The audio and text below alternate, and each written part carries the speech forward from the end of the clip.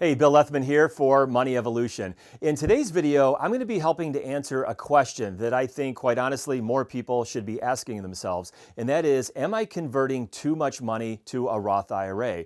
Now, if you've watched me on the channel here before, you know that I like Roth IRA conversions, and I talk about them a lot on the channel. I think they're a great way as we're working on this tax optimization strategy for your retirement. But I think for many people, unless you have assets that are well north of $2 or $3 million and up, I think for many people, you should be converting at the 12% tax bracket. And I'm going to explain why that is and why for many people, this is going to be the most optimal tax bracket to do your Roth conversions here. So let's jump right in. So a lot of our Roth conversion strategy is going to have to do with how our money is situated between these three primary tax buckets. And I've talked about this many times in other videos as well. So we have on the left, we've got your non-retirement assets. Those are going to be brokerage accounts. Those are going to be monies that you have in the bank through checking and savings accounts, money markets. Maybe you have certificates of deposits or treasuries. And that's going to be stuff that you're going to pay taxes on every year as that money earns interest or pays dividends or you sell things in that account. And a lot of this strategy is going to depend on how or what the makeup is of that non-retirement account bucket. So if you have a lot of embedded capital gains in that, you bought some stocks that have really appreciated and there's a lot of gains in there, that's going to be a little different than if you had all of that money sitting in cash and you could just pull that money back out for your living expenses. The second bucket is probably where we see most of our clients with, I would say, the majority of their financial assets. And that's going to be the traditional bucket where everything that comes out of that is going to have to be taxed at your ordinary income tax rate. And then finally, over here on the Roth, you may have some money in the Roth accounts, but the goal here as we're working out this strategy is going to be to get more money over into that Roth or to really kind of smooth out our tax brackets over time so that we're not hitting high tax brackets one year and very low tax brackets the other years there.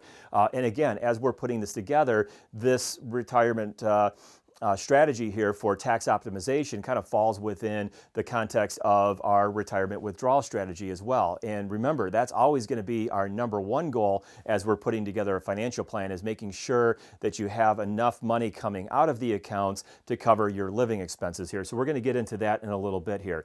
So I'm going to focus in this video here on married filing joint.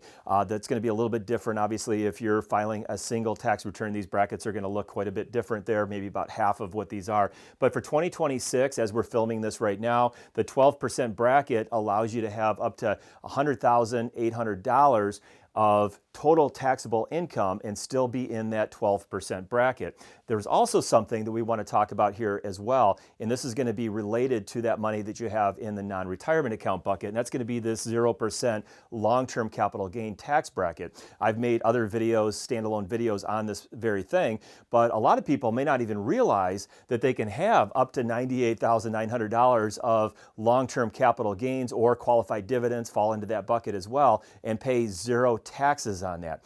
But one of the ways that you want to understand this is that your ordinary income is going to get stacked up first. So if you have $100,000 of ordinary income and then you have that long-term capital gain on top of that, you're going to not get that $98,900. You're already going to be past that bracket. So ordinary income gets stacked up first, and then your preference rate income, which is going to be those long-term capital gains and qualified dividends, are going to get stacked up after that. So in order to capitalize on that, we got to keep the overall income rates a little bit lower to be able to accomplish that. So I'm going to look at a couple of things here just to kind of see, because those are the taxable income levels where we're going to get that 0% long-term capital gain or preference rate or the 12% ordinary income tax bracket. So there's going to be two kind of sets of people we're going to be talking about here. One is going to be if you're under the age of 65, and if you're under 65 filing a joint tax return, we have that $100,800 of taxable ordinary income that's going to keep you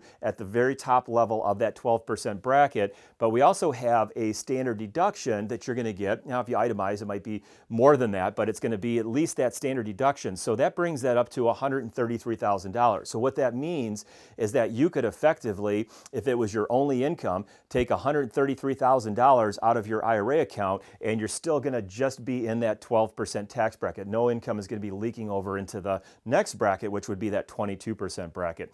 If you're 65 years and older, you get a couple of extra deductions here. One of those deductions is just called the Senior Deduction. It's been around for decades and decades, and that's going to be an additional $1,650 for every qualifying person that's 65 years or older. And again, that's been around forever. There's no sunset in that, at least right now with the tax laws, so that's going to be there for the long-term duration there. But we also have this other Senior Bonus Deduction, which was created last year in 2025 as part of the One Big Beautiful Bill Act. And that's going to be an additional $6,000 per qualifying person over the age of 65, and that's going to be, if you're married filing joint and you qualify for it, it's going to be $12,000 in addition to all of these other deductions. So what that means is you could have $148,300 of total taxable ordinary income and still stay under that 24% tax bracket.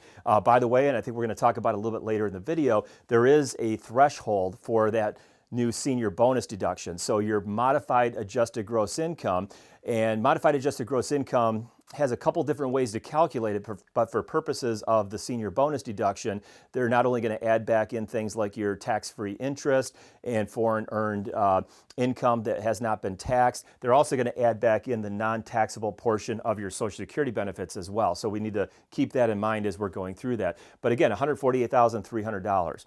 Now, there's also, like we talked about here, the 0% long-term capital gain or tax preference income in here, and that's going to be $98,900. But when we add in that $32,200, now it gives us up to $131,100 of that tax preference income, and it would be zero tax. You would have a zero tax bill for that particular year. If we're 65 years and older, we're going to get to deduct those two other senior deductions, the standard one and then that Senior Bonus Deduction, so that can be up to $146,400. One thing that we can note here is that we can separate this out. So you could have $131,100 of that tax preference income, pay zero taxes, or you could take $32,200 out of an IRA account or have some other taxable income that is going to be tax-free, because again, that's within the standard deduction, and then still get that $98,900. So you can kind of split that up. You know, if you got up to $40,000 of ordinary income, even though you still may be under that cap and still get that 0% preference rate, some of that additional $8,000 or so is going to be taxed at that ordinary income tax bracket there. So something to keep in mind there. So as we're looking at this and we go back up to our three buckets, we want to look at what the makeup is of those buckets and what can we take advantage of. Some of that's going to depend, of course, on how much you have in capital gains, like we talked about there. Some of it's going to depend on the year. So if you're doing this and you retired early at 60 or 62, you may have some bigger gaps. You may not even be eligible, or maybe you haven't turned Social Security benefits on, so you may have some larger distributions that you're going to need to take out of your portfolio to make up some of that gap that you're going to have there. But you're going to want to look at this, and then later on in the video, what we really want to pay attention to is this middle bucket here and see the money that you have in that traditional bucket. What is that likely going to be based on some assumptions? What is that going to be at your RMD age? Now, your RMD age, as we're going to look at it here in today's video, we're going to use 73. So if you were born before 1960, your RMD age, when you were forced to start taking money out of your IRA accounts or your 401k traditional buckets, that's going to be 73, and if you're born in 1960 or later, they're going to push that out 2 more years to age 75 there. So we're going to look at all of that here. So let's take a look at an example here. Let's say you're 67 years old and you've determined that you need $120,000 a year of living expenses to cover all the things that you want to do in retirement. So $10,000 a month you need free and clear after taxes. In this example, we're going to assume we're going to go right up to the edge of that 12% tax bracket, which is going to be $100,800 of taxable ordinary income. So that means that in order to get $120,000 net, we've got to include the taxes in that as well. So we really need $128,976. We're going to assume that you're getting some Social Security, you and your spouse, and we're going to assume that it's going to be $60,000 a year of combined Social Security benefit. Again, as we're running through these examples, everyone's situation is going to be different. Everyone's going to have a different number. They're going to have different monies in those buckets and things like that. So what we're trying to do in these videos is just kind of walk through a little bit of what the process is for helping you to see some of the logic here as we're going through this. So $60,000, the taxable amount of that, because only right now, I say only, but 85% of your Social Security benefits are subject to tax. I wish it was zero, but $51,000 is going to be the amount that's going to be included in your taxable ordinary income. So if we subtract the amount that we're getting from Social Security from our total, we still need $68,976. So that's what we refer to as our gap. And everybody probably, or most people I should say, are going to have some gaps. That's going to be a difference between some of the predictable income sources that are coming in, and that's going to be the amount that you're going to need to take from your portfolio assets every year. So that's going to be your IRA withdrawal, we're going to assume. We're going to assume by this point, by age 67, maybe there's no more money left in that non-retirement account bucket. We're going to keep things a little bit simple here. So if we go back to our earlier chart here, and we're 65 years and older, and we're doing this in 2026, and we're getting that senior bonus deduction as well as the other standard deduction and the other senior deduction, we can go all the way up to $148,300 of total taxable income there. We're going to subtract the taxable portion of our Social Security benefit, $51,000. We're also going to subtract the amount that we're taking out of our IRA account, $68,976, which means that we still have $28,324 in our 12% bracket. And this is something very important. In this video, we're targeting the 12% bracket. For other people, if you have more money in that traditional bucket, it may be necessary to target a 22% bracket. We're going to talk more about that later, but you always want to be looking at where's that next threshold before you're going to get hit with some more taxes, or you're going to lose out on a deduction like the senior bonus deduction, or you're going to have to pay IRMAA or something like that. You always want to be looking at how much room you have left in there. But to go up to that 12% tax bracket, we still have $28,324. So this is something that 12%, it's probably not going to get much better than that. So if you have that room in the 12% bracket, I think everybody pretty much should be taking advantage of that and taking that money and getting it over to the Roth so they can grow and compound tax-free. And if you need to, you can pull it back out completely tax-free in retirement there. So because of how the senior bonus deduction reduction is calculated, and because they're going to add back in that taxable portion of Social Security, even though we're going right up to the edge of the 12% tax bracket, we're going to get phased out a little bit on that senior bonus deduction. So I want to talk about how that calculation is done here. So the way the senior bonus deduction works is we're going to include our total Social Security that we're getting. So it's going to be the $60,000, not the $51,000 that's actually taxable. We're going to take our IRA withdrawal of $68,976. That's what we needed to take out just to cover our living expenses. But we had some excess in the bracket there, so we're going to have a Roth conversion of $28,324. So we're a little bit over. So I remember I said the threshold for the senior bonus deduction for a married filing joint is $150,000, and then it goes up to $250,000. So we'll talk about this in another video. If you go $1 over the $250,000, you're going to get completely phased out of it. You get zero. But if you are at, let's say, $245,000, you're still going to get a pretty good senior bonus deduction there, because it's only going to be reduced by 6%, and you're not going to quite get phased out of that entire $12,000 if you and your spouse are both eligible for that. So if we look at that, we're going to have $157,300, and it's $7,300 over the threshold. We multiply that by 6% or 0.06, and that means we're going to have to pay an extra $438. So that's going to have to come out of some of the other money. It's going to mean that that $120 that you're getting per year net is going to be reduced by that $438. Now we could try to work this out, and I did the math on that. I've got papers all over my desk where if you wanted to stay under that, but I feel in this situation it's better to get phased out out by $438 than it is to lose a bigger chunk of that potential Roth conversion here. So again, that's what that looks like when you get the senior bonus deduction. So what we're doing as we're looking at this, and again, what I said at the beginning is we really want to pay attention to what is that middle bucket, that traditional IRA bucket, what is that doing over time? And there's going to be some variables to that and a lot of things that we just don't know. One of those is going to be obviously the rate of return. We don't know what the rate of return is going to be in the markets or in your investments over any particular period of time. What we do know is that according to this, we're going to be reducing that IRA every year by $97,300. $68,976 of that is coming out to fund your living expenses, and then we're going to assume we're going to be able to continue doing those Roth conversions at $28,324. So let's say by the time you get to that age 67, let's say you've got $2.5 million in your IRA account. We're going to assume that the IRA account is going to grow at 6%. You might think that's high, you might think it's low, but we're going to assume in this example here it's growing at 6%, and we're going to assume that the inflation is going to be 3%. And we're going to assume that that account now is going to grow at a net rate of return of 3% because all of the things, the tax brackets, the amount of the RMDs, where that table falls and everything, that's all going to be growing at basically the rate of inflation over time. So if we net that out, we'll be able to keep everything more or less in today's dollars so we can compare it to what the tax tables look like today.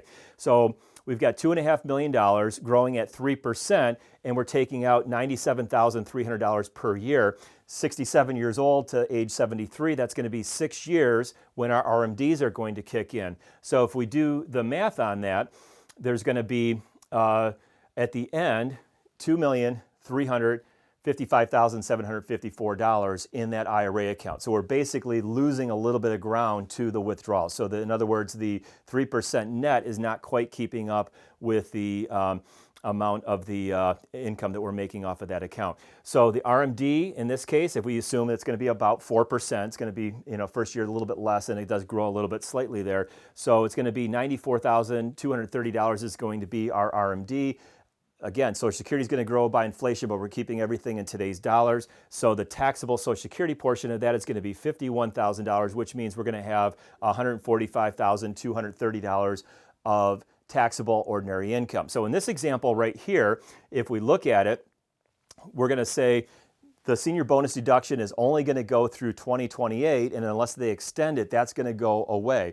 But the standard deduction, as well as that other senior deduction, if no other changes are made, that should still be around by the time you get to age 73. So we take our $100,800, that's going to be the top of the 12% tax bracket, the $32,200 standard deduction, the senior deduction, so we have $136,300, which is going to be the upper end of that 12% bracket. So here we're going to be a little bit over, actually by about $8,930. So we are going to get into that 12% bracket, but only by a little bit. There's going to be a very minimal amount of taxes on there. But I did this, and we could have calculated it and seen, how much is the exact amount that we can have in this account right here at the time we reach our RMD age. But there's, again, a lot of other variables that are going to go into that. So one of the things that I think everybody should be doing over time is really monitoring this on an annual basis and looking at the amount that you have in that traditional bucket, what's coming out of that account, what are the growth rates, and where is that account likely going to be. So if we experience a really good period in the market and all of a sudden, we're 2 years into it and you're already up to almost $3 million in that account, you might want to start getting a little bit more aggressive potentially with those Roth conversions here. But that gives us a little bit of an idea. So again, depending on how much money you're starting this whole situation with in those different buckets, when you're retiring, we could foreseeably see somebody that has $3 million or maybe even $3.5 million of total retirement assets, has a spending need of maybe around $120,000 a year, and maybe that 12% bracket is the appropriate bracket to target for doing our Roth conversions and taking our withdrawals. If we're retiring earlier, And let's say maybe we started off retirement. We did really well, we saved well, and we've made some pretty good money in the markets. And maybe we're retiring and we have $3.5 million in our traditional bucket, but maybe we have another $700,000-$800,000 or $1 million in our traditional bucket. Well, if we're retiring at 60 or 62, there's going to be a number of years in that early phase. We've talked about it in other videos where it's the low tax years. And what we want to really calculate is, can we distribute that money? Can we take the money out of the non-retirement account and then maybe do some more Roth conversions, and can we bring that number down at the RMD age to a point where we're still going to be in that bracket? If we can't do that, then we have to look at going up to the next bracket, or maybe going up a little bit higher. Maybe we don't need to go all the way up to the 22% bracket, but maybe we go up to that $245,000. That's going to get us the majority of the senior bonus deduction, but it's not going to throw us up into too high of a tax bracket there. So anyway, so I hope that's helpful. We do this in a very detailed, very comprehensive financial plan using software.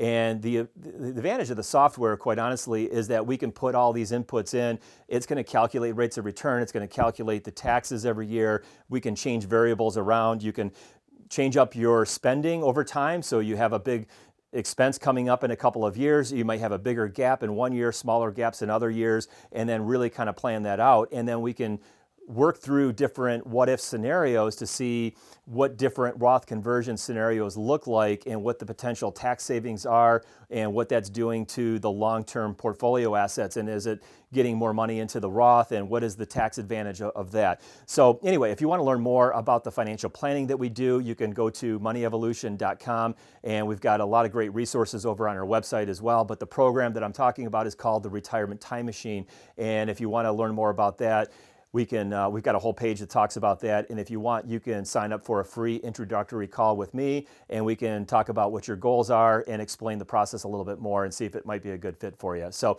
anyway, I'm Bill Lethman, Money Evolution. Thank you for watching, and I'll see you back in one of our next videos.